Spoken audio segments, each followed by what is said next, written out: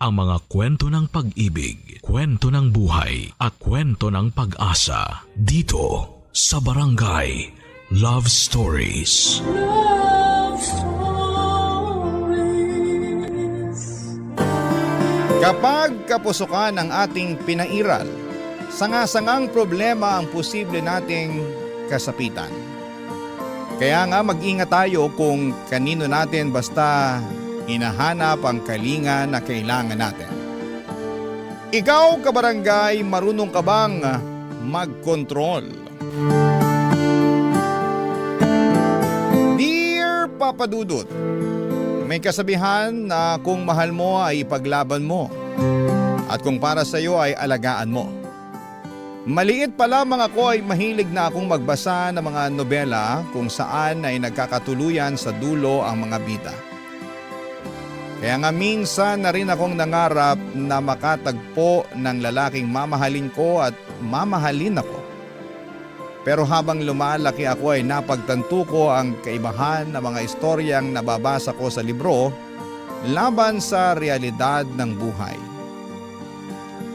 Bago po ako magpatuloy sa pagkukwento ay gusto ko munang bumati ng isang mapagpalang araw sa inyong lahat at sabihin na masugid ninyo akong tagapakinig. Itago nyo na lamang po ako sa pangalang Agnes, 42 years old at taga Tagaytay City, Cavite. Pero hindi talaga ako lumaki rito, tubong Quezon City talaga ang aming pamilya. Ngunit kinailangan naming lumipat ng tirahan para na rin sa kapanatagan ng aming kaisipan. Magsisimula ang aking istorya noong kabataan ko. 14 anyos ako noon, samantalang ang ate Cynthia ko naman ay 18 anyos naman. Dalawa lamang kaming magkapatid at masasabi ko ngang sangang dikit nga talaga kami. Simula pa lamang sa pagkabata namin. Kumbaga hindi ko lang basta ate si ate Cynthia. Matalik na kaibigan na rin ang turing ko sa kanya. At mahal na mahal namin ang isa't isa, Papa Dudut.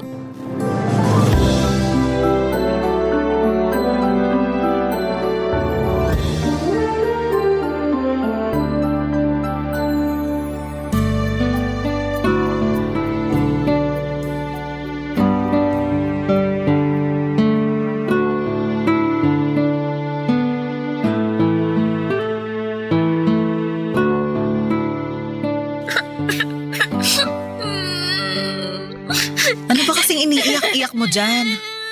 Gusto mo bang awayin ko yung semento na pinagdapaan mo para makaganti ka? Ate, aamin na ako.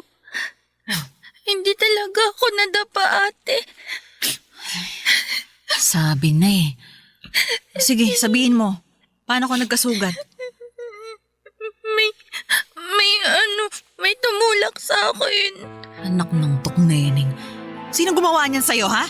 Sabihin mo. Ate, huminahon ka lang. Paano ko hihinahon? Ang lakas naman ng loob ng gumawa niyan sa'yo. Ano? Sabihin mo, sinong nanulak sa'yo, ha? Wag na lang, ate. Anong wag na lang? Pag hindi mo yan sinabi, mamimihasa yan. Baka ulit-ulitin niya pa ang ginawa niya sa'yo, kaya sabihin mo na sa akin kung sino yan. Si Gina. Gina? Yung siga-sigaan dun sa kanto? Oo, siya nga. Eh, kaedad ko na yun tapos pumapatol siya sa mas bata sa kanya? Lagot sa akin yung babaeng yun. Makikita niyang hinahanap niya. Tara, Saan? samahan mo ako sa kinaroroonan ng Gina na yan.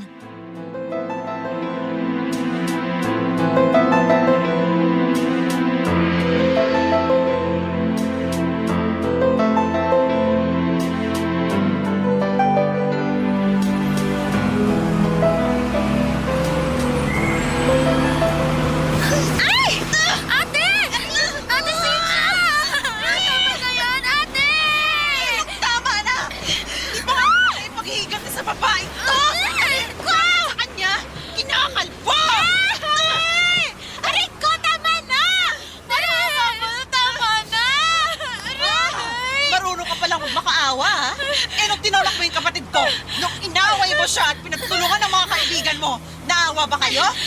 Hindi naman, di ba?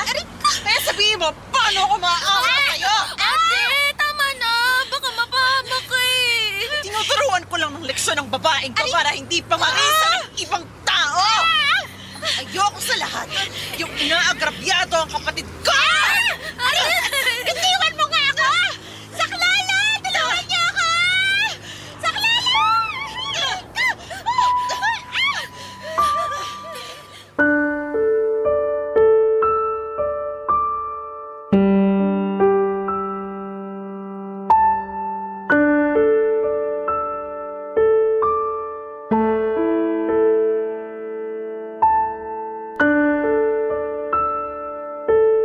Papadudot laging sinasabi sa akin ni Ate Cynthia na handa siyang makipagpatayan. May pagtanggol lamang ako. At walang kahit na sino ang pupwedeng umagrabiyado sa akin, lalo't wala rin naman akong ginagawang masama sa kanila. Kaya nga kahit na sermonan kami noon ni Nanay dahil na rin sa pagkakasangkot namin sa away, ay hindi na namin yon minasama at dinamdam ng matagal. Simula noon ay wala nang umaway sa akin sa lugar namin, lalo't kilala nila ang ate ko kapag nagalit. May iba na akong maliban na lamang at may iba na kung ano-ano pang pangit na salita at katawagan ang binansag nila sa ate ko. Bagay na kinalungkot ko ng husto. Dahil sa totoo lang ay napakabait ni Ate Cynthia. Napakalambing niya at kalmado at hindi naman siya palaging galit o nakaangil, lalo na kapag wala namang rason para uminit ang ulo niya. Kilala ko siya at alam ko sa sarili ko na hindi totoo ang mga pangit at masasamang bansag nila sa kapatid ko. Papadudot mabilis na lumipas ang taon at nag-mature na kaming pareho ng ate ko. Pero kahit na nagdaan ang maraming panahon at nadagdagan ng aming edad ay hindi pa rin nawala ang closeness namin sa isa't isa. Mapangarapin ang ate ko. Marami siyang bagay na gustong gawin at lugar na gustong puntahan pag nakapagtrabaho na siya. Siyempre, kasama kami sa pangarap niyang yon. Kaya nga laking gulat ko nang may biglang pinagtapat sa amin si Ate Cynthia, Papadudot.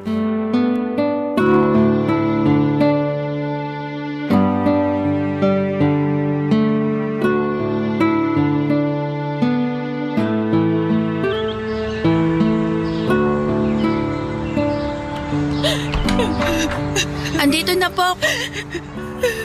Nay? Nay? Bakit kayo umiiyak? Ano pong nangyari? Paano kung hindi iiyak ay may kasalanan ng ate mo sa akin? Nakasabi naman po kayo na may kasalanan ako. Hindi naman ako nakapatay ah. Hindi nga, pero mas malala pang ginawa mo. Ano po ba kasing ginawa ni ate? Ate, anong nangyari? Wala. Wala namang nangyari na na malala. Huwag kang maniwala dyan kay nanay. Masyado lang siyang madrama. Buntis ang ate mo, Agnes. Nagdadalang tao siya. Buntis? Totoo ba yun, ate? Oo. Totoo na buntis ako. Nay, tahan na. Huwag na po kayong umiyak, Nay. Oo nga, Nay. Para naman kayong ewan eh. Buntis lang naman po ako. Kaya nga, buntis ka kung kailan isang taon na lang ay magtatapos ka na sa kolehiyo, Cynthia. Ano ba kasing nasa isip mo? Bakit ka nagpabuntis? Pasensya na po. Nangyari lang naman Ano nangyari na lang? Ha? May ganun ba? May bigla na lang nabubuntis kasi nangyari na lang. Sigurado ko na ginusto mo rin yan. Pero bakit? Hindi mo na ba kami naisip ng tatay mo? Nakalimutan mo na ba ang pangarap namin sa'yo na makapagtapos ka ng kolehiyo? Tsaka di ba kabilin-bilinan ko sa'yo, sa inyo ni Agnes na unahin ang pag-aaral bago ang pakikipagrelasyon? Higit sa lahat, alagaan ninyo ang mga sarili ninyo. Na wag yung isusuko sa kung sino-sino lang na lalaki ang mga katawan nyo na walang basbas ng simbahan. Alam nyo ba na malaking kasalanan ng magpabuntis ng hindi kinakasal? Pananagot na naman po ako ng nobyo ko, Nay. Sa katunayan, plano niya rin akong pakasalan. Ate, may nobyo ka pala? Bakit parang hindi mo yata nabanggit sa akin yung tungkol sa bagay na yan? Pasensya na, Agnes. Wala nang magagawa ang paghingi mo ng pasensya. Kaya nga po tanggapin niyo na lang na buntis na ako. Na magkakaupo na kayo sa akin. Sa tingin mo, ganun lang kadaling gawin ng bagay na yon? Ano na lang ang mangyayari sa pag-aaral mo? Sige nga. Akala mo yata madaling mabuntis at magkaanak, Cynthia. Pwes, ngayon palang sinasabi ko na sa'yo na hindi. Mauubos ang oras mo sa pag-aalaga ng sanggol. Matrabaho ang maging ina. Anak ko naman po yung aalagaan ko. Hindi naman anak ng ibang tao. Paano na lang ang mga pangarap mo sa buhay? Kalilimutan mo na lang yun, ganun ba? Hindi ko po alam, pero ang prioridad ko lang sa ngayon ay ang magiging anak namin. Isip, mabaging langit. Ay, wala namang problema kung magkaanak ka. Pero bakit naman ngayon kung kailan nag-aaral ka pa? Ay, masisiraan ako ng ulo sa iyong babae ka.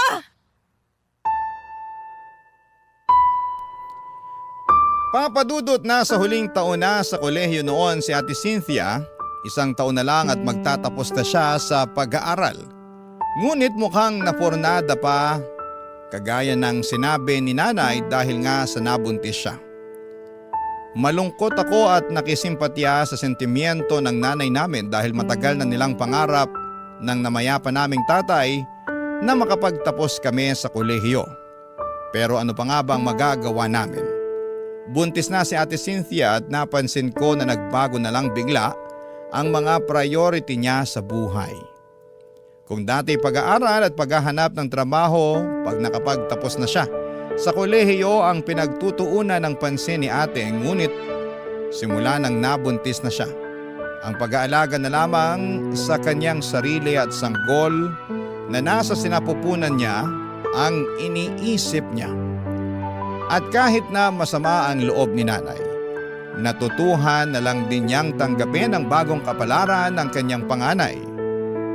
Kung ako po ang tatanungin ninyo ay wala namang kaso sa akin ang pagdadalang tao ni Ate Cynthia, lalo na at nakita naman namin na mahal din siya ni Jobert, ang tatay ng kanyang anak. Barangay Love Stories. Barangay Love Stories. Papadudot, kung meron man akong tampo kay Ate Cynthia simula nang aminin niya sa amin na buntis siya, yon ay yung niminsan ay hindi niya nakwento ang tungkol kay Jobert. Hindi niya nabanggit sa akin na may nobyo pala siya at matagal na sila.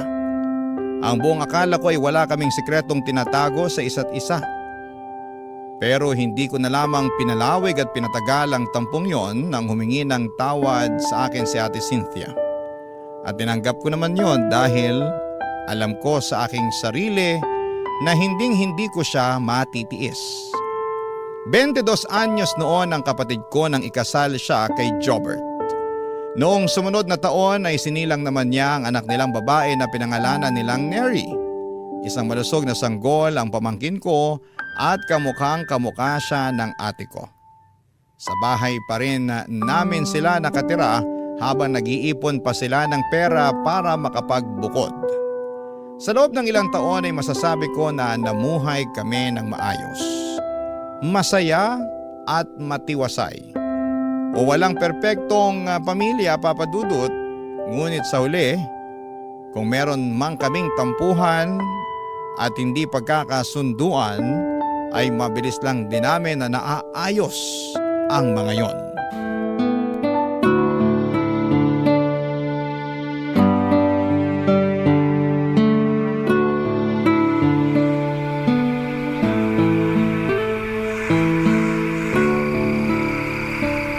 Grabe, nakatulugan na ni Neri yung laruan na binili ko sa kanya.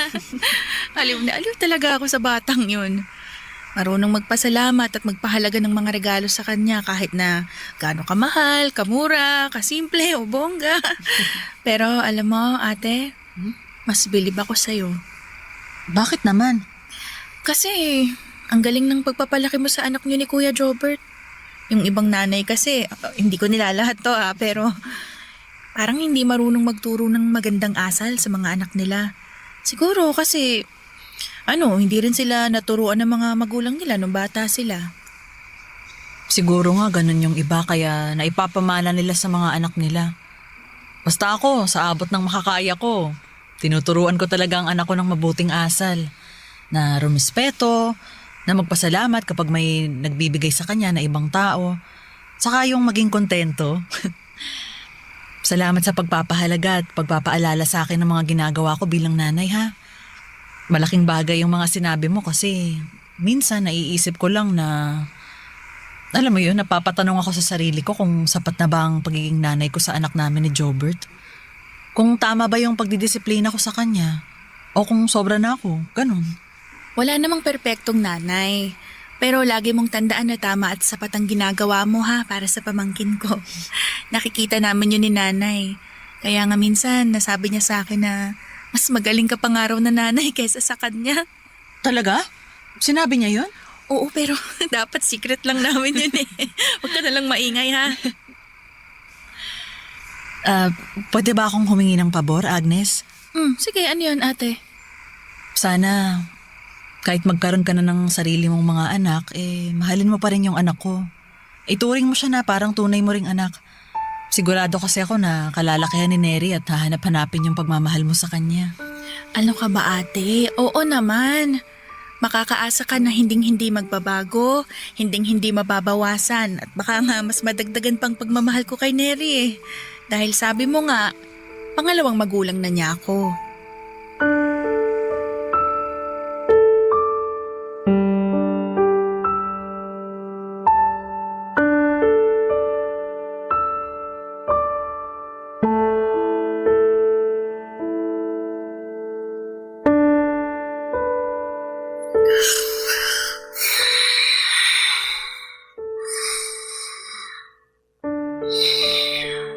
Agnes!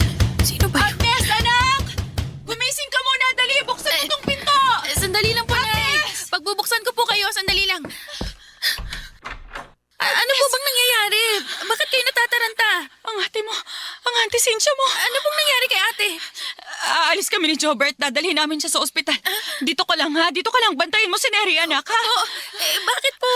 Ano nga po bang nangyari kay ate? Bakit niyo siya dadalhin sa ospital? Ewan ko, hindi namin alam. Basta na lang din ako ginising ni Jobert. Ang sabi niya kasi... Ano daw po, Nay? Hindi na raw gumagalaw si Cynthia. Hindi na siya magising. Diyos ko po. Kaya dito ka lang muna ha. Bantayan mo ang pamangkin mo ha. Opo, Nay. Ay, tara na po! Nakapagpatawag na ako, tricycle! Nandyan na. Mauna na kami anak ha. Babalitaan ka na lang namin. Opo, Nay. Sige po, mag-iingat po kayo. Diyos ko. Iligtas niyo po ang ate ko.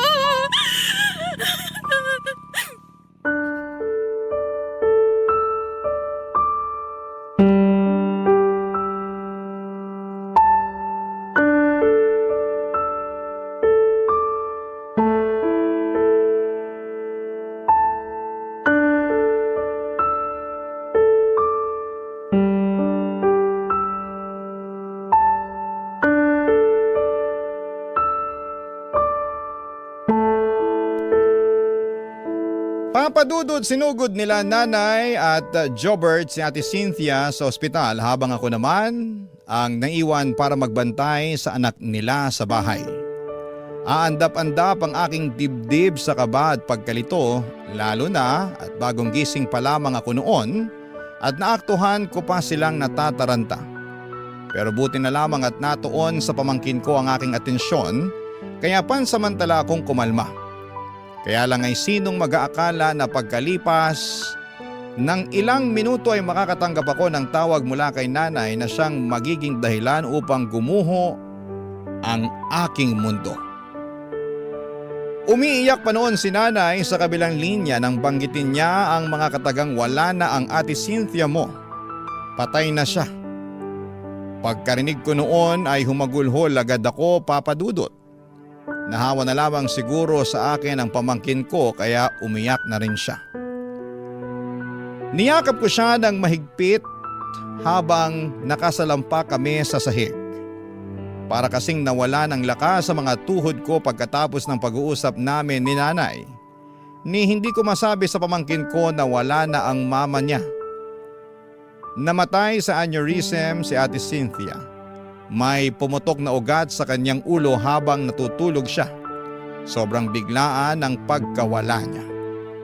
Mabilis na lumipas ang 1 taon simula nang mawala si Ate Cynthia at masasabi ko na bagaman nakakausad kami, ay mas marami pa rin ang mga pagkakataon na nalulugmok kami. Minsan ay sabay-sabay naming naaalala si ate at minsan naman ay sinosolo na lang namin ang pagluluksa. Sa bahay pa rin nakatira ang mag-ama niya at si nanay ang nagboluntaryong mag-alaga sa anak nila kapag nasa trabaho si Jobert. Malaking tulong yon dahil hindi kakayanin ng bayaw ko na maging nanay at tatay ng anak niya.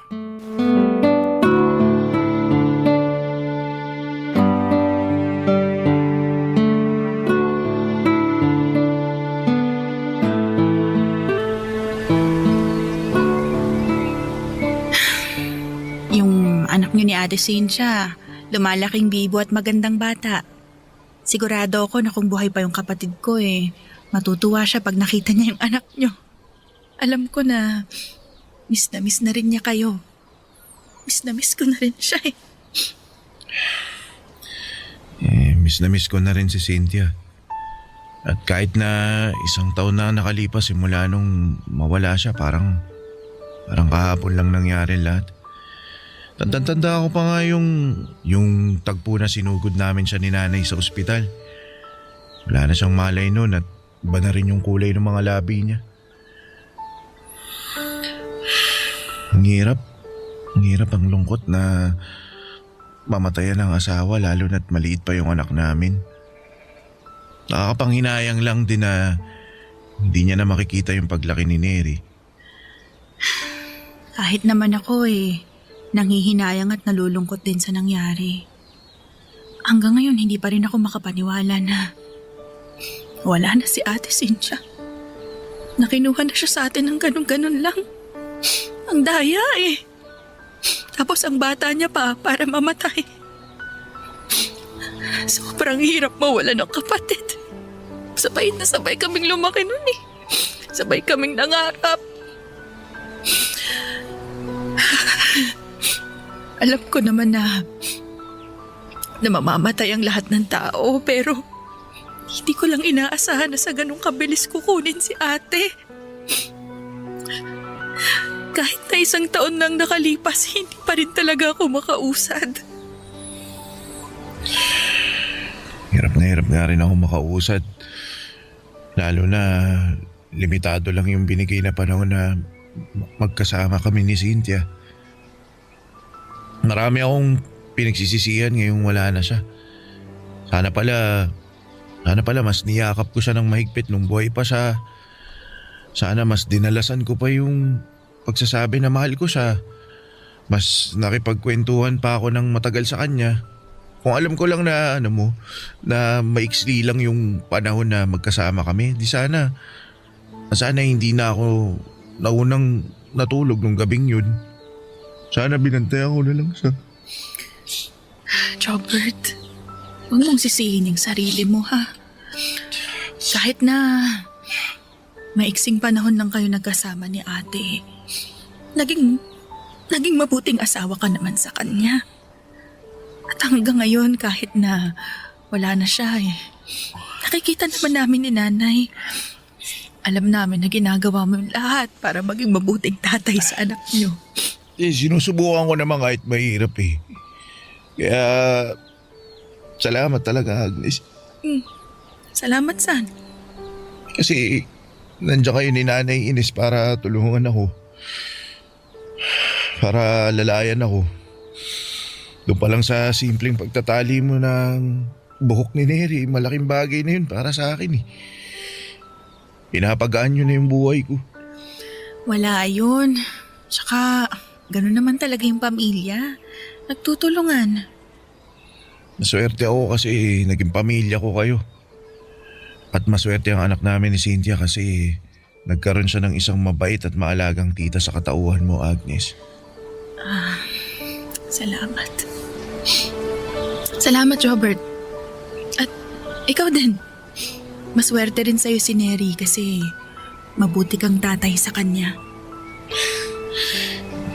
Salamat. Sigurado ako na maswerte yung lalaki na mamahalin mo. Kasi makasikaso mo, maalaga. Hindi lang si Neri yung inaalaga mo. Pati na rin ako. Ha? Hindi, ang ibig ko lang sabihin itong yung pagluluto mo ng masarap na mga putahe. Wala yun. Walang anuman. Pasensya ka na, na-appreciate lang talaga kita. Salamat.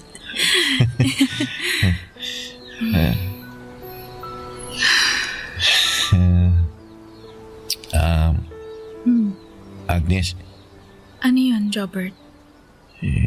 huwag mo sanang masamain yung sasabihin ko ha. May nakapagsabi na ba sa'yo kung gaano ka kaganda? Ha? At kung gaano ka pulang ang labi mo? Wala pa. Wala. Pwede ba kitang halikan?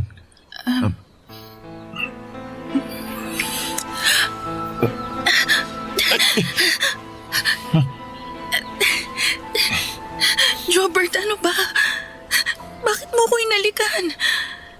Ay, pasensya ka na, Agnes. Hindi ko sinasadya. Nawala lang ako sa sarili ko panandalian. Papadudot kapwa namin hindi naasahan ni Jobert ang nangyaring yon at pareho kaming natakot sa kahihinatnan. Kaya naman agad kaming dumistansya sa isa't isa. Bago ako pumasok sa kwarto ko ay nagkapatawaran kami at nagkasundo na kakalimutan namin ang mga nangyari. Kitang-kita ko sa mga mata ni Jobert ang labis na pagsisisi sa nagawa niya at yun din ang eksaktong pakiramdam ko. Aandap-andap sa kaba ang dibdib ko. Pagkasara ng pinto ay hindi pa ako kaagad humiga sa kama. Sa halip ay natigilan pa ako at napasandal sa likod nito sabay sampal sa aking magkabilang pisngi. Naiiyak ako at humingi ng kapatawaran sa namayapa kong ate dahil sa nagawa namin ng asawa niya. Ilang sandali pa ay agad na lumamig ang paligid at mabilis akong ginapangan ng matinding kilabot sa aking buong katawan. Papadudot. Barangay Love Stories. Barangay Love Stories. Papadudot kung tatanungin ninyo ako kung nagkaroon na ako ng nobyo, sasabihin kong wala pa. Nakatuon kasi ang aking atensyon sa pagtatrabaho at pag-aalaga sa pamangkin ko kapag nasa bahay ako. Tuluyan ako nawala ng panahon na maghanap ng karelasyon pero pamilyar pa rin naman ako sa pakiramdam ng umiibig. May mga nagustuhan din naman ako na lalaki sa nakaraan at meron pa ngang nanligaw sa akin. Ngunit, hindi ko na lamang pinalawig pa. Ang akala ko ay hindi ko na muling maranasang magmahal pero nagbago ang lahat ng yon nung halikan ako ni Jobert. Bukod kasi sa bumilis ang tibok ng puso ko, nag-init din ang aking buong katawan. Nakaramdam ako ng pananabik at paghahanap sa kanyang presensya. Ngunit nanaig pa rin sa akin papadudot ang labis na konsensya. Kaya naman sinaway ko ang maharot kong puso. Iniwasan ko si Jobert sa abot ng aking makakaya at nilayo ko ng husto ang atensyon ko sa kanya, papadudot.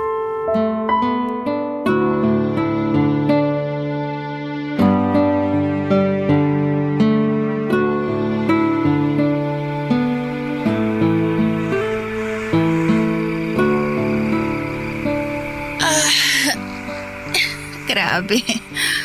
Wala na talagang sasarap sa pakiramdam kapag nakalapat ka na sa sarili mong higaan.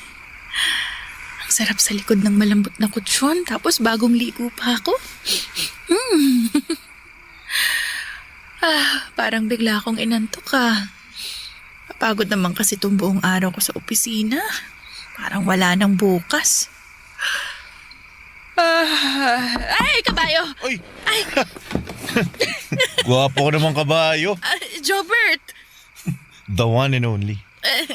Bakit? May kailangan ka ba? May sasabihin ka ba? Meron eh. Ano yun? Pwede bang ano ba to? Parang bigla ako nahiya. Uy, ano ba kasi yun? Hindi pwede bang tumabi sa'yo? Ha? Pwede bang dyan ako matulog ngayon sa kwarto mo? Siyempre, hindi pwede. Sige na, hindi ako sanay na walang katabi. Masyadong malamig yung higaan ko kasi mag-isa lang ako tapos naiisip pa kita. Sira ulo ka, bakit mo naman ako iniisip? Hindi ko rin alam, basta hindi ka mawala sa isip ko eh. O paano? O payag ka na tabi na tayo matulog. Total, wala naman si nanay. Tayong dalawa lang yung nandito sa bahay tsaka kabilin-bilinan niya. Bantayan daw kita, di ba? Kaya ko sarili ko. Hindi mo na ako kailangan bantayan. Tara na, uminga ka na rito, tabihan mo na ako. Jobert, tama ba tong... Huwag ka na magalit. Tayo lang naman yun nandito Tara na, tabihan mo na ako. Sige na nga. Pero, isasara ko na muna tong pinto. Ikaw bahala. Usog ka. Pwesto ko yung hinihigaan mo eh. Sorry. Yan. Higa ka na rito sa tabi ko. Sige.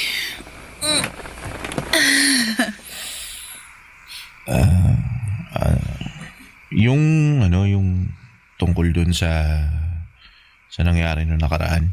Alin? Yun bang bigla mo na lang akong hinalikan? Oo. Maling-mali na nangyari ang bagay na yon, Jobert. Asawa ka ng ate ko. Tatay ka ng pamangkin ko. Alam ko, pero magagalit ka ba kung aaminin kong ginusto ko yung ginawa ko? Jobert! Ikaw ba, hindi mo ba nagustuhan yun? Alam ko, Agnes, ramdam ko na nagustuhan mo rin yung ginawa ko. Aminin mo na, sige na. Oo. Anong masaya ka na? Oo na, ano? Ano ba yan? Gusto pa ulitin eh. Sige na, para lang malinaw. Sabi ko, oo na. Nagustuhan ko rin yung hinalikan mo ko noon. Nagustuhan ko rin yung pakiramdam. Jobert! Jobert! Ano yun, Agnes? Mali. Mali tong ginagawa natin. Hindi tayo dapat naghahalikan. Bakit wala naman ako nakikitang mali rito? Single ka, single din ako. Kahit na. Gusto mo pa tigilan na natin to? Kung oo, sige, lalabas na ako ng kwarto mo. Ano? Ano, Agnes? Ano? Sagot! Wag. Anong wag? Wag kang umalis. Wag mong tigilan.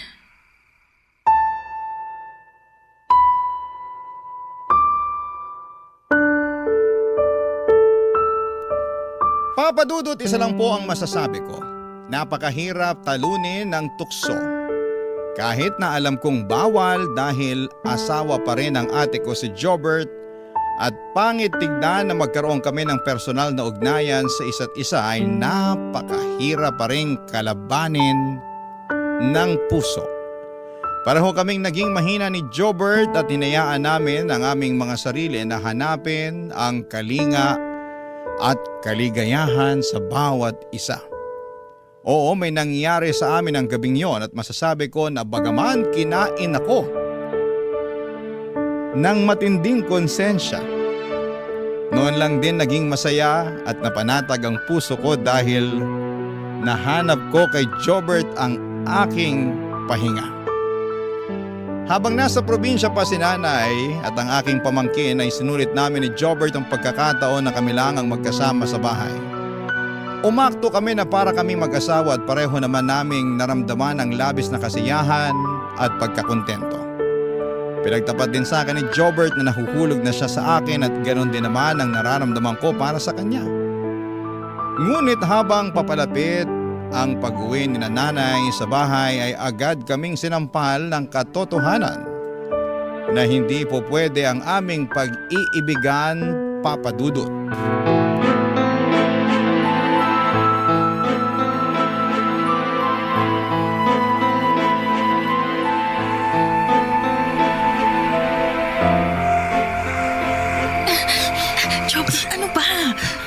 mahuli tayo ni nanay. Ay, tulog naman na si nanay. Mabilis magising yun lalo na kapag nakakarinig ng kaluskos. Saglit lang. Mag-usap lang tayo, Agnes.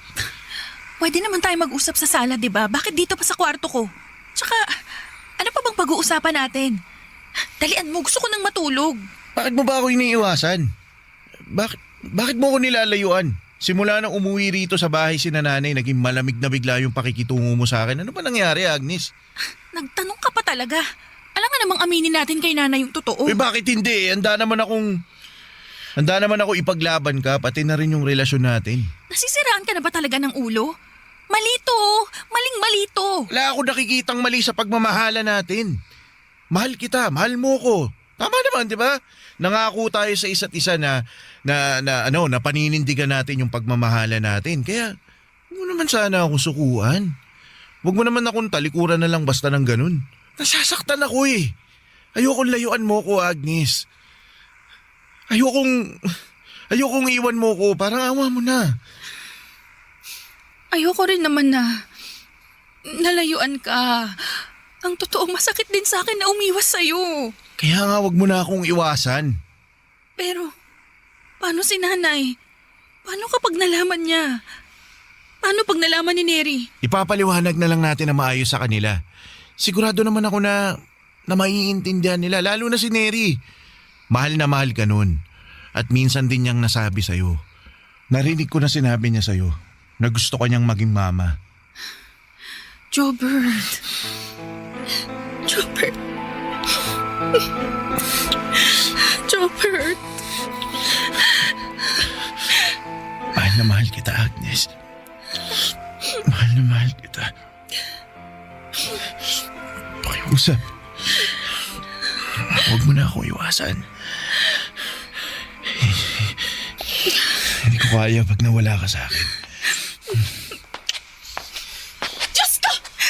Oh, walang iya kayo! Anong ginagawa ninyong dalawa, ha? Nanay! Nay! Anong ginagawa mo sa anak ko, Jobert? Bakit ba hinahalikan si Agnes? Nagmamahalan po kami ni Agnes, Nay. Mahal ko po yung anak ninyo. Ano nagmamahalan ang pinagsasasabi mo dyan? Nasisiraan ka na ba ng ulo? Agnes! Ano bang sinasabi ng lalaking yan? Nay! Ano? Anong iniiyak-iyak mo dyan? Patawarin niyo po kami ni Jobert. Bakit ka humihingi ng tawad? Dapat ang lalaking yan ang humihingi ng tawad. May pasabi-sabi pa siya na nagmamahalan kayo. Tama naman po si Jobert, Nay. Ano ka mo? Opo, tama po siya. Nagmamahalan po kami. Tayo! Kasira ulo kang babae ka! Nay! Ka, wala kang iya! Ay, tama na po! Huwag niyo po saktan si Agnes! Sinong gusto mong saktan ko? Ikaw? Sige, ikaw na lang sasaktan ko! Halika! Walang yaka! Ay! Teka! Aray! Walang yaka! Sandali lang po! Aray! Ano ba yan? Aray ko! Ay, parang awa niyo na po!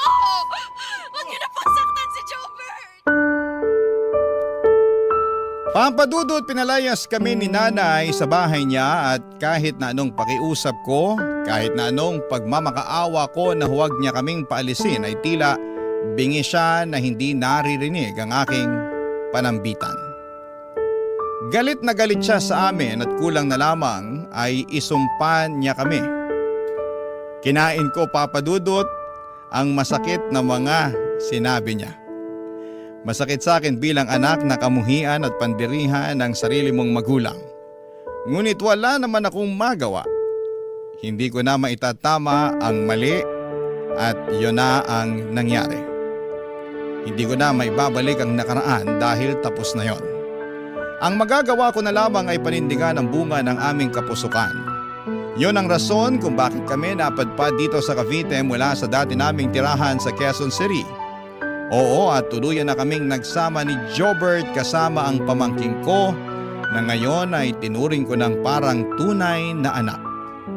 Pinanindigan namin ang aming pagmamahalan at bagaman may mga gabi na kinakain ako ng matinding konsensya, ay mas nanaig pa rin ang pag-iibigan namin sa isa't isa. Kahit na masama akong kapatid sa mata ng ibang tao dahil pinakisamahan ko ang dating asawa ng ate ko ay wala na akong pakialam pa sa mga sasabihin nila. Masaya ako at panatag ang aking puso na si Jobert ang inibig ko. At kontento na ako sa aming pamilya. Maraming salamat po sa pagbasa ng sulat ko. Hanggang dito na lamang po ang aking kwento. Mabuhay po ang inyong programa and more power and God bless. Ang inyong kapuso at kabarangay forever, Agnes. Uy, kabarangay! Agree ka ba sa ending ng ating barangay love stories na ito? I-share mo na ang feelings mo sa ating comment section. Ang mga kwento ng pag-ibig, kwento ng buhay at kwento ng pag-asa dito sa Barangay Love Stories. Love Stories. Huwag sasama ang loob kung tayo man ay tinuturuan ng mga nakatatanda sa atin. Hindi dahil marami na silang nagawang tama, kundi minsan mas marami pa silang nagawang mali at yon ang ayaw na nilang pagdaanan pa natin. Ikaw kabarangay, natuturuan ka ba?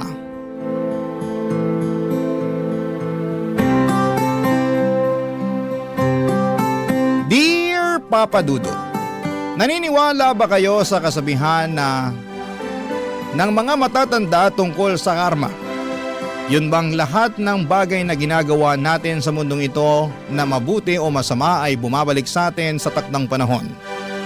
Minsan ay doble o tripleng ulit pa. Kaya naman inihalin tulad ito sa pagtatanim ng mabuting buto upang mabuting karma rin ang anihin mo. Siguro yun nga ang pinagdaraanan ko, kaya naman napasulat ako sa programa ninyong Barangay Love Stories. Pero bago ang lahat ay gusto ko munang kunin ang pagkakataon na ito upang magpasalamat sa inyong istasyon at kay Papa Dudut dahil sobrang nakakaaliw ang mga istorya ng buhay na itinatampok ninyo. Maraming salamat talaga. Ako nga pala si Danilo. Hindi ko totoong pangalan. Taga Taytay, Rizal at nasa 29 years old na ako. Kung babalikan ko ang aking kabataan, noong araw ay masasabi kong nuknukan ako ng sutil. Kaya naman abot sa kabilang barangay ang konsumisyon sa akin ng mama ko.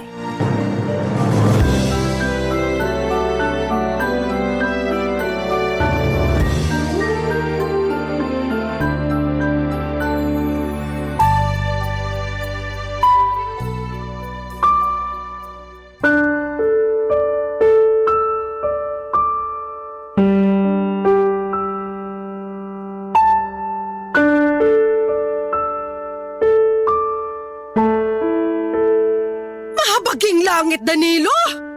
Ano ba namang klase itong mga grado mo? Puro palakol! Duda tuloy ako kung makakapasa ka nito sa high school. Ilang beses ko po bang dapat ulit-ulitin na sabihin sa inyo na ayaw ko na nga po mag-aral? Kayo lang yung pilit ng pilit sa akin. Tapos nagre-reklamo kayo na ganyan mga grado ko. Sino hindi magre-reklamo? Ikarekla-reklamo naman talaga to. Tsaka ano na lang ang sasabihin sa'yo ng namayapa mong papa nito, nak? Siguradong kinahihiya ka na nun sa langit.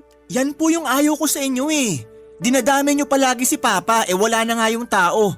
Baka imbis na nananahimik na yung kaluluwa nun sa langit, palagi pang naiistorbo at nangungonsume, kakabanggit nyo ng pangalan niya sa tuwing pinagagalitan nyo ko. Paano hindi ako magagalit? Kagalit-galit naman kasi itong pinaggagawa mo sa pag-aaral mo. Baka nakakalimutan mong hindi ka bumabata. 20 anyos ka na, di ba? Opo. Sa edad na yan, dapat nasa kolehiyo ka na pero hindi ka pa nakakapagtapos ng high school. Ay nako, paulit-ulit naman po tayo eh. Konti na lang po, maiirita na talaga ako sa inyo. Aba? Ikaw pa umiga ng mairita sa akin, ha? Kasi naman po ang kulit nyo eh. Paano ako naging makulit kung kapakanan mo lang naman yung iniisip ko? Tsaka hindi naman ako makikinabang sakali makapagtapos ka ng pag-aaral. Ikaw din naman, di ba? Baka nakakalimutan mo na mas madali makapaghanap ng trabaho yung mga kabataang may tinapos. Alam ko naman po yun. Alam mo naman pala, pero palagi mong binabaliwala yung mga pangaral ko. Hindi ko po binabaliwala. Pero nakakaturete na kasi kayo eh. Tsaka para naman kayong di makaintindi. Ilang beses ko na sinabi sa inyo na ayoko na nga mag-aral. Ang tanda-tanda ko na rin para pumasok sa eskwelahan. Siyempre nahihiya na rin ako, no? Mas mahiya ka sa akin dahil ako ang nagpapaaral sa'yo. Hindi ko naman po sinabi na pag-aralin niyo ako Tsaka ako makakumpara kayo sa akin sa ibang tao, lalo dun sa mga anak ng mga kazumba nyo na nakagraduate na. Akala nyo naman talaga na pakinabangan nila yung mga tinapos nila. Anong ibig mong sabihin? Yung anak ng kumare nyo, tinapos pagkapiloto pero nasan ngayon? Di ba nasa call center kasi practical daw? Grabing pagsasayang ng pera naman yun, makapagtapos lang siya ng kurso niya na kung tutuusin, mapapamura ka sa mahal tapos babagsak lang sa ganun. Tapos yung isa pang anak ng kumare nyo, IT naman ang tinapos pero nauwi lang sa pagre-repair ng mga gadget sa palengke. O ano masama ron? Wala, pero pwede naman yun matutuhan kahit di ka nakapagkolehiyo Aksaya lang sa pera na pinag-aral pa sila ng ganun, tapos dun lang sila mapupunta. Di ba para namang mas nakakahiya na sabihin may tinapos ka pero di ka sa larangang yun nagtatrabaho? Hindi nakakahiya yun. Dahil anong malay natin sa pinagdadaanan nila, diba? Malay mo, ilang beses sila nag-a-apply ng trabaho na may kinalaman sa kurso na tinapos nila pero walang bakante o maraming kakumpetensya. Kaya nag-iba na lang sila ng pinasukan. Hindi masama yun kasi hindi naman sila nagnanakaw. Tsaka wag mo nga akong bigyan ng katwiran na mas maigi na wag na lang magtapos ng pag-aaral kasi pwede lang yon kung madiskarte ka. Para nyo na rin pong sinabi na di ako madiskarte O buti alam mo. Sakit yun naman pong magsalita. Totoo naman sinasabi ko Napakakupad mo. Hindi ka mautusan sa bahay.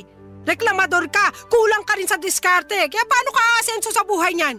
Yun na nga lang pag-aaral mo ang susi. Para kahit paano magkaroon ka ng alas pag naghanap ka na ng trabaho. Ay, ewan ko na lang talaga sa yung bata ka.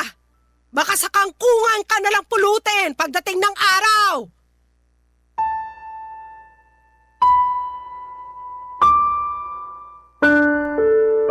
Papadudot kung may ibang kabataan na nagkakandarapang makapag-aral, pues baliktarin niyo po ako.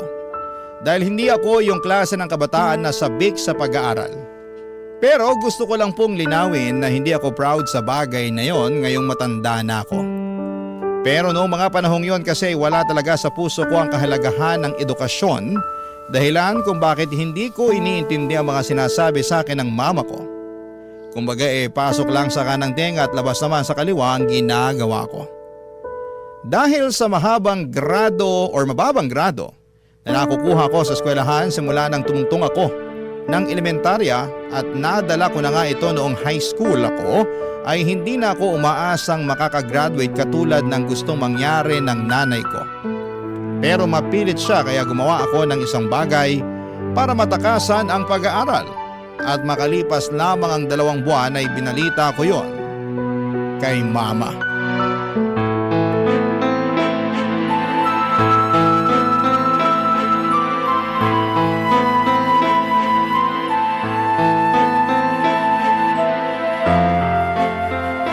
Anong sinasabi mong tukmul ka? Man naman paulit-ulit na lang po ba tayo? Nasasayang laway ko kasasalita, di naman pala kayo nakikinig. Ay, Ma, bakit niyo po ako binatukan? Nakuha mo pa magtanong? Nakakairita ka! Ano po bang nakakairita sa sinabi ko kung yun naman po yung totoo? Hindi mo ba talaga makuha kung bakit ako nagkakaganito? Siguro nga mahina talaga ang ulo mo para hindi mo pa rin makuha yung punto ko. Grabe naman kayo, ininsulto niyo pa ako. Kakainis ka kasi! Ewan ko kung anong klaseng utak meron ka para maisip mo pang bumuntis at magkaanak. Hindi mo nga alam kung paano buhayin ang sarili mo? Paanong hindi ko po alam hindi na naman po ako bata. Kaya ko na ang sarili ko at patutunayan ko yun sa inyo. Pwede ba Danilo? Huwag mo nga ako pasikatan ng ganyan. Paanong kaya mo ng sarili mo? Hanggang ngayon ako pa rin naglalaba ng mga damit mo. Patay yung mga brief mo, ako rin na naglalaba. Kailangan nyo pa po ba talagang sabihin yan? Aba oo naman, bakit hindi? Pwede ko naman yan ipagawa sa nanay na magiging anak namin. Total gawain ng mga babae yan. Yan! Diyan ka magaling! Yung iasa sa ibang tao, yung mga bagay na dapat ikaw na mismo ang gumagawa. Tsaka ganyan na lang ba talaga kababa ang tingin mo sa aming mga babae? Tagalaba, tagaluto, tagalinis ng bahay? Kasi kung oo ba, hindi ka na rin naiiba sa tatay mo. Manang-mana ka sa kumag na yon. Man naman kung di nyo ako kinukumpara sa ibang tao ginagaya nyo naman ako kay Papa. Baka nakakalimutan nyo na kahit anak niya ako, magkaibang tao pa rin kami. Aba oo naman, kasi Kasi kahit naman paano marunong mag-alaga ng mga anak niya yung tatay mo. Nabibilinan ko na yon sa inyong magkakapatid nung maliliit pa kayo. Eh ikaw! Kaya mo na ba mag-alaga ng bata? Magpalit ng diaper? Magtimpla ng gatas? Tingin ko kasi hindi pa eh. Dahil mas mukhang alagain ka pa kaysa sa anak mo. Tapos ang lakas pa ng loob mo na sabihin na patutunayan mo sa akin. Bakit po ba imbis na suportahan nyo na lang ako, pinagsasalitaan nyo pa ako ng masakit? Naturingan pa naman kayong nanay ko pero masyado kayong masakit manalita. Nasasaktan ka kasi totoo yung mga sinabi ko. Tsaka paano kita susuportahan hindi mo nga pinakinggan yung mga pangaral ko sa'yo nung araw? Na imbis na pag-aaral mo ang atupagin mo, mas pinili mo ang magkaanak. Apo nyo rin naman po yung magiging anak ko Apo ko nga! Pero sana lang wag na wag mo siyang idadamay sa pagiging miserable ng buhay mo. Kawawa naman kasi yung magiging anak mo. Hindi mangyayari yung bagay na yon dahil magsisikap ako sa buhay. At patutunayan ko sa inyo na aasenso ako, na hindi ako magiging miserable at di rin magagaya sa akin yung magiging anak ko. Alam nyo ma, naiintindihan ko naman kung bakit kayo nagagalit sa akin kasi nga hindi ko kayo sinunod na tapusin ang pag-aaral ko. Pero sana maintindihan nyo na hindi lahat ng kabataan gusto makapagtapos ng pag-aaral. Di lang talaga para sa akin ang bagay na yon kaya huwag nyo na akong pilitin. Ngayon na magkakaanak na ako, gusto ko na lang magtrabaho para kumita ng pera. Bahala ka sa buhay mo! Matanda ka na! Basta, huwag ka lang lalapit sa akin at magsasabi na sana tinapos mo ang pag-aaral mo imbis na nag-anak ka ng maaga! Papa Dudut, aminado ako na wala pa akong alam sa pagkakaroon ng anak at tama naman lahat ang mga sinabi sa akin ni Mama noong sinermonan niya ako. Pero nang mga panahong yon, alam ko sa sarili ko na mas gusto ko nang maging tatay kesa tapusin ang pag-aaral ko. At kahit na nakonsensya pa ako ng bahagyan ng umiyak si Mama, ay tinatagang ko na lamang ang aking loob at sa huli ay tuluyan na akong nawala ng pakialam sa damdamin niya. Para sa akin, matanda na ako para patuloy pa rin niyang pakialamanan sa kung ano ang desisyon na gusto kong gawin sa aking buhay. At para sa akin, Papa Dudut, ay kakayanin ko naman siguro magtrabaho upang kumita ng pera nang sa ganon ay may maipangtustos ako sa aking anak. Kaya nga kahit na hindi masaya ang nanay ko sa nangyari, ay pinangatawanan ko pa rin ang kagustuhan kong magkabibi na noong mga panahong yon. Papa Dudut. Barangay Love Stories. Barangay Love Stories. At dahil nga sa hindi ko na tinapos ang pag-aaral ko, ay hindi na rin po ako nakagraduate ng high school, Papa Dudut. Sobrang laki ng panghihinayang ng nanay ko dahil 1 taon na lamang ay hindi ko pa raw pinagbigyan. Patuloy pa rin niyang sinumbat sa akin ang lahat ng pera na ginastos niya, pambaon ko at pagbibigay niya para sa mga projects noong araw na nag-aaral pa ako. Bagay na kinainis ko talaga ng husto sa kanya. Sa huli, wala na rin naman siyang nagawa sa desisyon ko na mas piliin ko ang aking anak. Kaya lang inarealize ko na mahirap pala talagang kumita ng pera. Maswerte kami kasi pensyonado ang namayapa naming tatay kaya naman kahit papaano ay may nakukuha ang nanay ko. Namatay kasi ang tatay ko noong nasa 2nd year high school pa lamang ako at kabilin-bilinan nga niya kay Mama na pagtapusin ako ng pag-aaral. May mga nakatatanda akong kapatid na meron na ring namang trabaho pero dahil pamilyado na rin sila ay limitado na lamang ang perang na ibibigay nila sa bahay. At dahil nga sa hindi ko pa kayang makapagbukod noon ay sa bahay ko muna itinira ang aking mag-ina. At naging maayos naman ang relasyon ng nanay ko at ng kinakasama kong si Lena, Papa Dudut.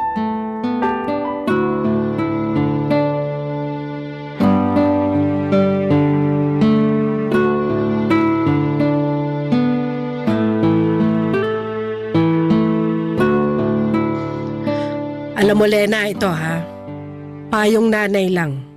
Total ako na rin naman yung tumatayong nanay mo dahil dito kayo nakatira sa bahay ko. Ano po yan, Ma? Kapag nakakalakad na yung anak mo at matibay na yung tuhod, turu-turuan mo na ng mga gawaing bahay. Hindi kasi porke lalaki, dapat masanay na walang alam sa buhay. Hindi dapat kalakihan ng apo ko na palaging umaasa sa mga babae, sa mga bagay na pwede naman nilang gawing mag-isa. Yun naman po talaga ang plano kong gawin pag lumaki na po yung anak namin ni Danilo. Na paunti-unti tuturuan ko siya na gumawa ng mga gawaing bahay para may alam naman siya. Oo, kasi yan yung bagay na hindi ko nagawa at naturo nun kay Danilo. Biruin mo ha, 4 silang magkakapatid at si Danilo lang ang lalaki. Siyempre, dahil nga uniko iho, spoiled ng tatay, kaya pinagbawalan ako na paggawain ng mga gawaing bahay. Palibhasa, magkalinyang pag-iisip ng mag-amang yon. Kaya nga lagi ko sinasabi kay Danilo na manang-mana siya sa tatay niya. Medyo napansin ko nga po kay Danilo na ayaw niya na gumagawa ng mga gawaing bahay. Mabilis mag-init ang ulo niya. Tapos pag ginagawa naman niya hindi pulido yung trabaho niya. Kagaya na lang pag naguhugas siya ng pinggan. Madalas masebo pa yung mga hinugasan niya kaya nag-aaway kami. Kaso ayaw din talaga patalo nung anak niyong yun eh. Mangangatwiran pa na sana raw ako na lang gumawa para di na ako magreklamo. Gawain niya talaga yan. Kaya nga puro sakit ng ulo yung daladala niya sa pamamahay na to. Lalo na nung nagsipag-asawa na yung mga ate niya. Siyempre bago kayo dumating ng apo ko sa buhay namin, kami lang dalawa magkasama. Aba hindi ko maasahan ang lintik na yan sa mga gawaing bahay. Mas inuuna pa ang magreklamo kesa tumulong sa akin. Tapos kung gagawa naman magdadabog. O kaya hindi aayusin yung ginagawa. Kaya madalas kami nag-aaway. Akala ko nga magbabago na siya ngayong tumanda na at nagkaanak. Pero para bang naging mas malala pa kasi lahat inaasa na niya sa'yo.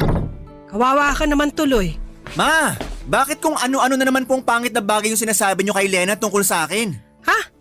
Ay hindi Wala ko sinasabing ganon. Anong wala?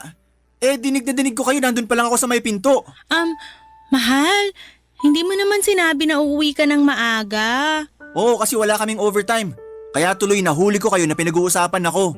Nagkukwentuhan lang naman kami ni Mama. Tapos ako yung naisip yung pagkwentuhan, ganon?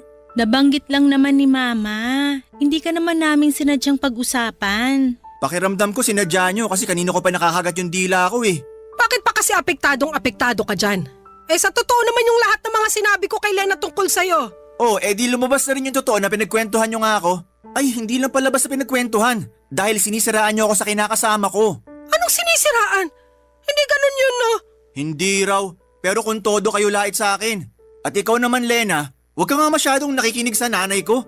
Alam ko na close kayo, pero sige ka, magiging kamukha mo na siya. Danilo naman, nanay mo pa rin yung pinagsasalitaan mo ng ganyan. Alam ko, pero wala pa naman sa kalingkingan ng mga masasakit niyang sinabi tungkol sa akin yung sinabi ko tungkol sa kanya, di ba?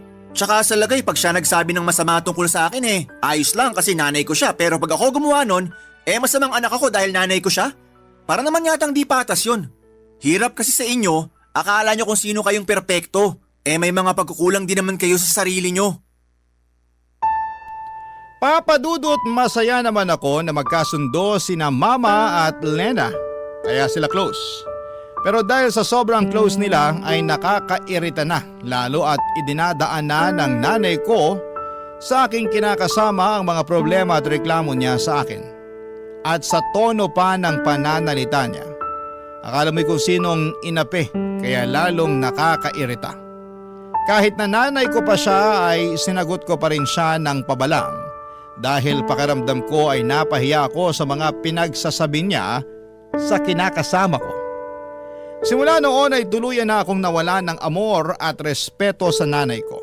Kontrabida sa mga teleserye ang tingin ko sa kanya at hindi na niya pinalagpas kahit na anak niya pa ako. Madalas ay hindi na rin ako sumasabay na kumain sa isang mesa kapag nandun siya. Bagay na napansin nga ni Lena.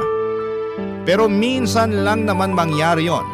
Lalo't maaga akong umaalis para pumasok sa trabaho at madalas ay gabi na akong umuwi. Kung hindi tulog pa ay tulog na noon ang mama ko. Isang gabi nagkaroon kami ng pagkakataon na makapagkwentuhan ni Lena at marami kaming napag-usapan na mga bagay-bagay, papadudot.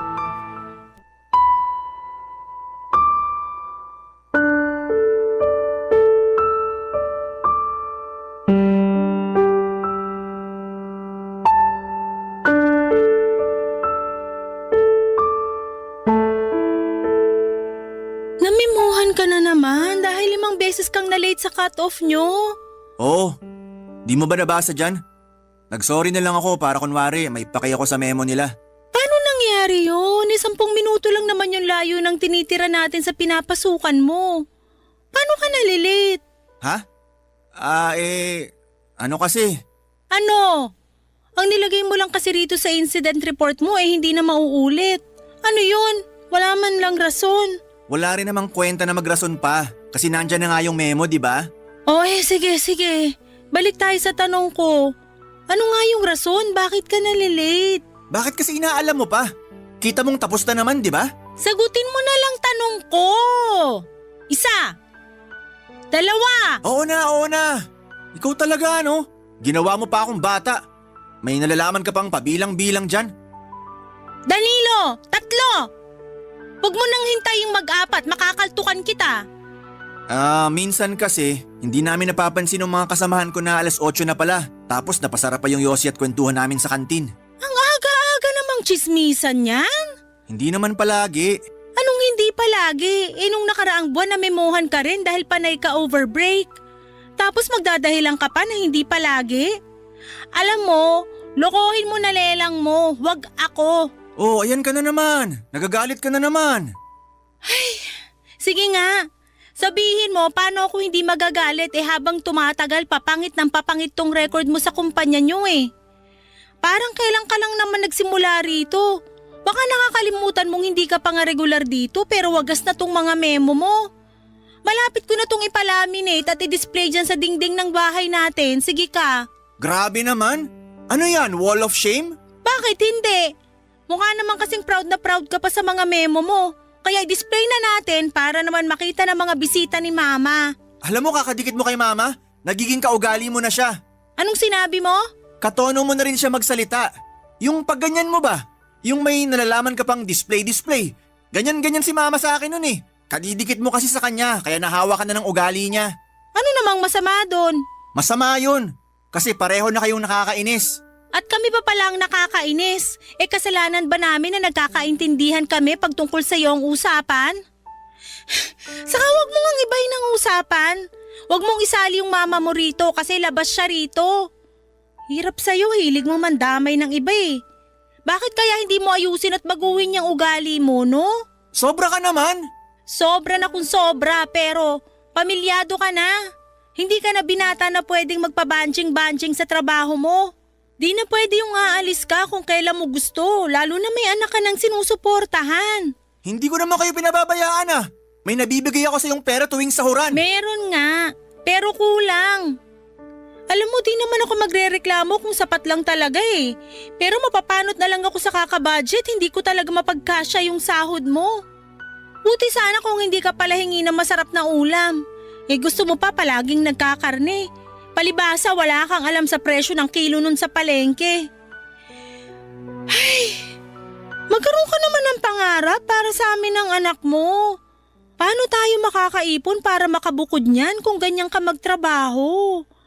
Please Danilo, ayusin mo naman. Papadudot kahit na nainis ako kay Lena dahil sa dami ng mga issue na sinabi niya sa akin hindi lang sa trabaho kundi sa nanay ko na rin, ay alam ko sa aking sarili na totoo naman ang lahat ng yon. Paiba-iba ako ng mga napapasukan at wala akong naging permanenteng trabaho dahil sa dami ng problema ko. Kadalasan po ay tungkol yon sa pakikisama at minsan kasi sobra-sobra tapos ay minsan naman ay kulang na kulang. Madali rin akong magsawa at tamarin sa isang bagay na paulit-ulit ko nang ginagawa. Kaya nga kahit na anong kagustuhan naming makapagbukod ni Lena ay alam namin na hindi pa talaga kakayanin dahil sa liit at hindi stable na kinikita ko. Tapos imbes na magsikap sa pagtatrabaho at lumakas ang aking loob para mas makapagpatuloy ay na-depress ako. Pakiramdam ko ay naparalisa ang buong katawan ko sa mga problemang binato sa akin ng kapalaran. Kaya naman hindi ako makakilos ng maayos ng mga panahong yon. Papadudot. Barangay Love Stories. Barangay Love Stories. Papa Dudut, hindi na nga ako produktibo sa aking ginagawa ay natanggal ako sa pinapasukan ko ng mga panahong yon. Pero inilihim ko yon kay Lena dahil baka mag-alala siya at mamroblema. Nakiusap na lamang ako sa iba kong kakilala sa dati kong mga pinasukan na bigyan ako ng racket para naman kahit papaano ay may kitain ako, pero alam ko na niloloko ko lamang ang aking sarili dahil hindi matatapatan ng mga barya-baryang kita ko ang sinesweldo ko kada kinsenas at katapusan sa dati kong pinapasukan na kalkulado ko na ang aking kikitain. Kaya naman napansin yon ng misis ko. Kaya para mapagtakpan na natanggal ako sa trabaho at makapagbigay pa rin ng pera kay Lena nang hindi niya pinagdududahan ay nangutang na nga po ako. Alam ko naman na mapanganib yung ginawa kong yon pero ayoko lang talagang mag-away kaming dalawa. Saka hindi pwede na mawalan ako ng perang pambigay dahil nga may anak kami na sinusuportahan ko. Kaya lang ay lumobo lang ang utang na yon. At umabot na sa punto na hinahunting na ako ng mga pinagkakautangan ko. Kaya wala na rin po akong nagawa kundi ang magsabi kay Lena at tulad ng reaksyong inaasahan ko ay nagalit siya sa akin ng husto, Papa Dudut.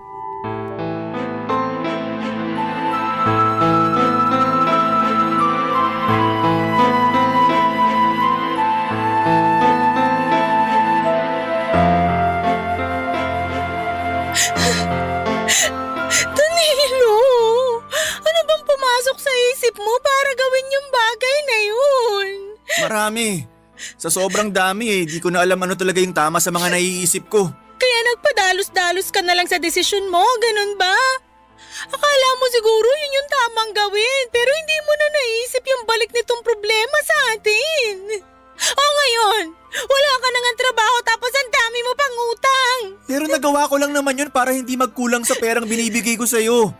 Baka nakakalimutan mong panereklamo mo sa akin na kakarampot lang ang sinusweldo ko. Magkaibang bagay naman yun. Kasi itong mga binibigay mo sa akin ngayon, inutang mo pala. Hindi ka ba nakikinig? Ginawa ko lang naman yun kasi nga kailangan... Nakikinig ako at naiintindihan ko ang rason mo, pero kahit anong gawin ko, hindi ko pa rin matanggap na kailangan mo pang mangutang pantapal sa sweldo mo kasi nawalan ka ng trabaho. Yun yung punto ko doon, Danilo. Nawalan ka ng trabaho at hindi mo yun sinabi sa akin. Naiintindihan mo ba yung bigat ng kasalanan mo? Oo, pero... Pero ano? Sabihin mo! Natakot kasi ako sa'yo eh. Natakot ako sa kung anong pwede mong sabihin sa akin. Kung ano man ang mga sasabihin ko sa'yo, alam mo sa sarili mo na totoo lahat yon. Hindi naman kita pagsasalitaan ng masakit kung wala akong dahilan, di ba? Pero ikaw ang gumawa ng mga dahilang yon. Tapos silitanyahan mo ako ng ganyan. Kaya nga kasalanan ko talaga yung nangyari. Natakot ako na harapin yung bunga ng mga maling desisyon ko. Natakot ako na marinig sa'yo lahat ng mga pagkakamali ko kasi kilala ko ang sarili ko eh. Imbis na tanggapin yung mga kasalanan ko at magsikap, madali ako maapektuhan. Kaya nalulugmok agad ako. At yun din ang dahilan kaya naging desperado na ako. Sana iniisip mo man lang kami ng anak mo bago ka naging desperado. Iniisip ko naman kayo. Palagi ko kayong iniisip kaya nagawa ko yung mga bagay na yun. Maniwala ka sa akin, Lena. Mahal na mahal ko kayo ng anak natin. Ewan ko, pero malapit na talaga akong maniwala sa mama mo na hindi ka maasahan. Si mama na naman. Alam mo, namumuro na talaga sa akin yung nanay ko na yan. Bakit ka nagagalit sa kanya? Totoo naman yung mga sinabi niya. Saka kumpara sa akin mas matagal ka nang nakasama ng nanay mo kaya kabisado na niya yung ugali mo. Oo nga, pero hindi pa rin tama na sinisiraan niya ako sa'yo. Hindi ka niya sinisiraan. Ikaw ang sumisira sa sarili mo. Pwede ko naman kasing hindi paniwalaan yung mga sinasabi niya dahil araw-araw nagbabago ang tao para sa ikabubuti niya. Pero hindi mo yung magawa sa sarili mo. Sa katunayan, puro na lang sa ikasasama mo at ng pamilya natin yung mga ginagawa mo. Sabihin mong hindi, patunay yung mga memo mo sa dati mong trabaho sa mga violation na pinaggagawa mo. Sorry na, hindi ko naman sinasadya eh. Siguro nga tama kayo ni Mama na masyado kong sutil at hindi maaasahan. Ewan, personalidad ko na siguro. Akala ko noon walang makakapagpabago sa akin kasi kahit nga mga pangaral ng nanay ko hindi ko sinusunod. Sabi niya mag-aral daw ako ng mabuti para makapagtapos ako pero inayawan ko kasi nahihirapan ako. At tingin ko hindi para sa akin na pag-aaral. Pero mas nahihirapan ako ngayong maghanap ng matinong trabaho. Dahil prioridad ng mga ina-applyan ko yung mga may tinapos. At wala ako noon. Kaya nga pakaisipin mo yang mabuti dahil hindi mo na mababalik yung nakaraan. At kahit na magsisi ka pa at magmukmok, wala ka nang magagawa. Alam mong hindi yan ang sagot kundi magpakatino at magpatuloy. Pero kung hindi mo talaga kaya, hayaan mo akong tulungan ka. Ako na magtatrabaho, ikaw magbantay sa anak natin. Papadudot para akong binanlian ng kumukulong tubig na sinundan ng isang balding punong-puno ng yelo dahil sa mga sinumbat sa akin ni Lena. Lahat kasi yon ay totoo at para bang natapakan noon ang aking pagkalalaki. Kasi wala naman akong nagawa, alam ko na pag ako lang ang dumiskarte ay lalo kaming mababaon sa utang. Nung ako pa nga lang mag-isa ang nakakaalam ng problema ko ay para bang masisira na ako ng ulo. Kaya nga tulad ng payo sa akin ng kinakasama ko ay nagsikap ako sa paghahanap ng trabaho. Pero pinag-isipan ko rin naman kung siya na lang muna ang pagtatrabahuhin ko dahil mas madiskarte at malakas ang loob niya kaysa sa akin.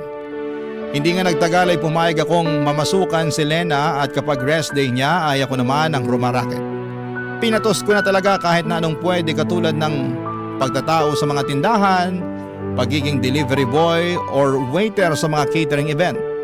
Lahat ng yon ay ginawa ko para makapag-ipon ng pambayad sa aking mga utang. At hindi yon lingid sa kaalaman ng nanay ko, Papa Dudu.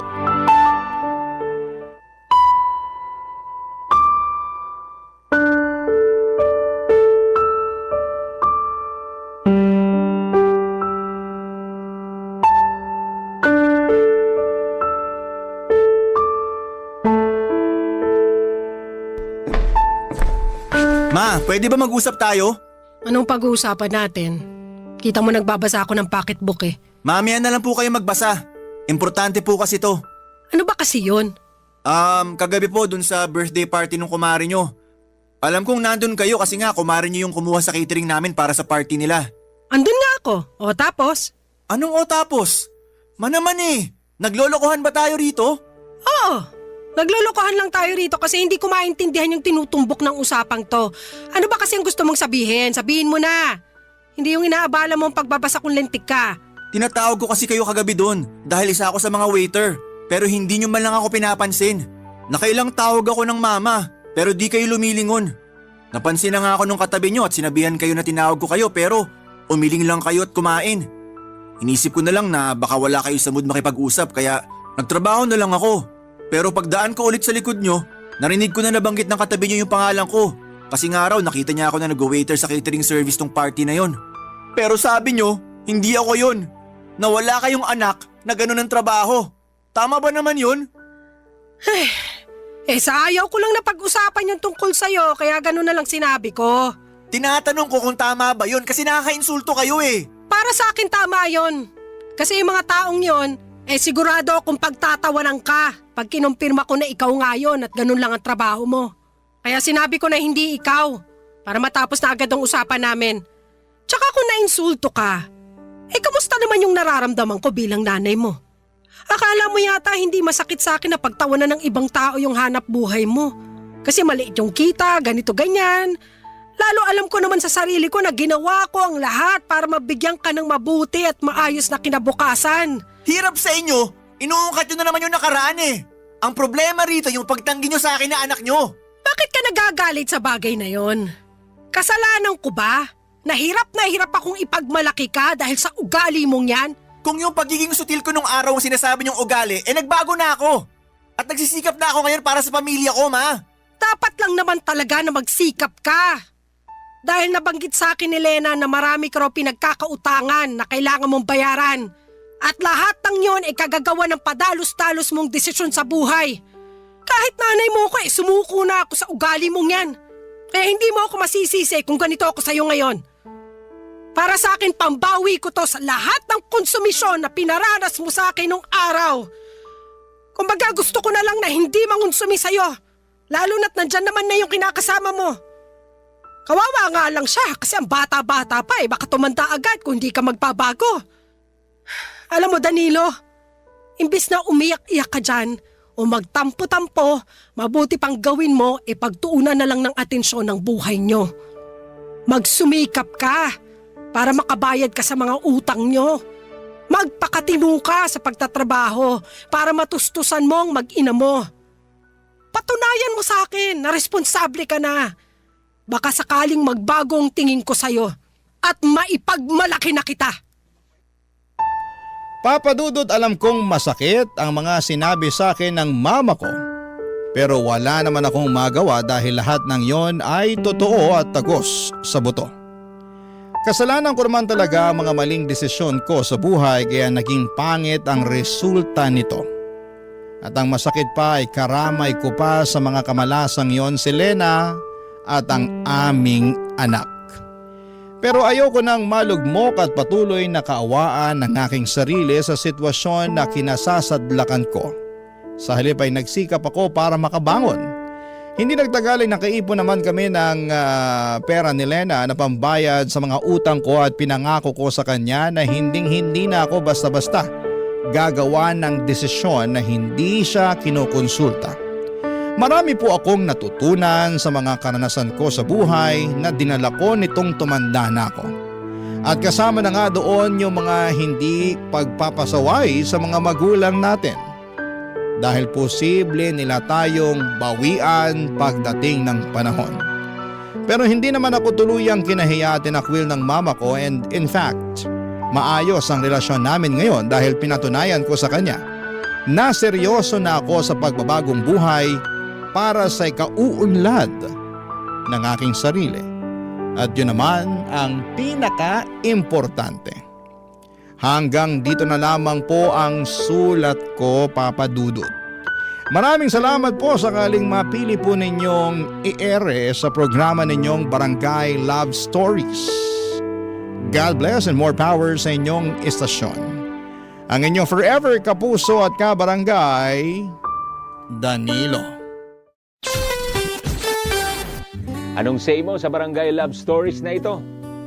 Pagkwentuhan natin sa comment section yan.